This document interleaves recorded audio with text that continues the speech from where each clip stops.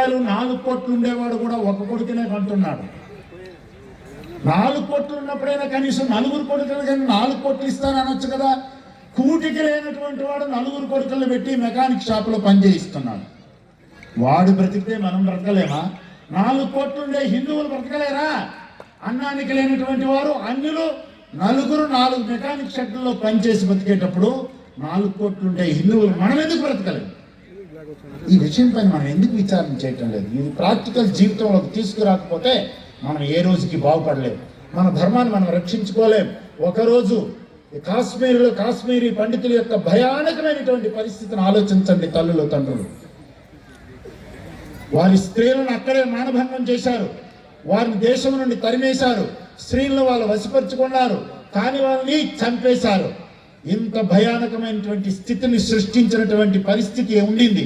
మన భాగ్యం కొద్దీ ఈరోజు మన దేశంలో ధర్మానుయాయులైనటువంటి నాయకులు, దానికి సానుకూలమైనటువంటి పరిస్థితులు ఈ రోజు ఉండి కూడా మనం ఈ రోజు జాగ్రత్త పడకపోతే ఈ తరంలో, ఈ దశాబ్దంలో, లేదు ఇంకొక దశాబ్దాన్ని మనం ఆలోచించొద్దు.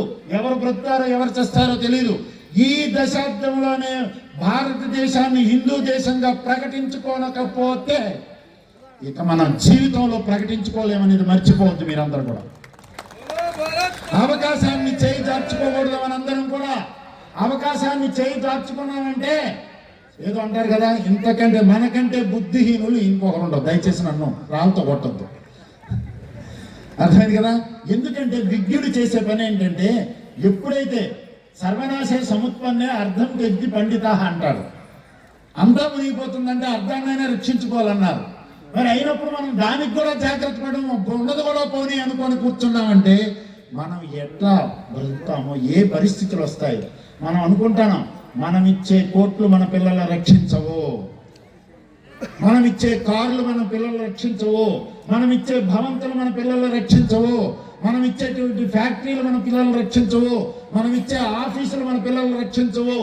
హిందుత్వవాదం ఒక్కటే మనల్ని రక్షిస్తుంది, భావితరాల్ని కాపాడుతుంది అనేటువంటి సత్యాన్ని కూడా మీరందరూ గుర్తుపెట్టుకోవాలి అనేటువంటి విషయాన్ని తెలియజేస్తున్నా. మీకంటే ముందు నాకే ఆకలి ఎక్కువ అవుతుంది, ఎందుకంటే గట్టిగా అరుస్తున్నాను.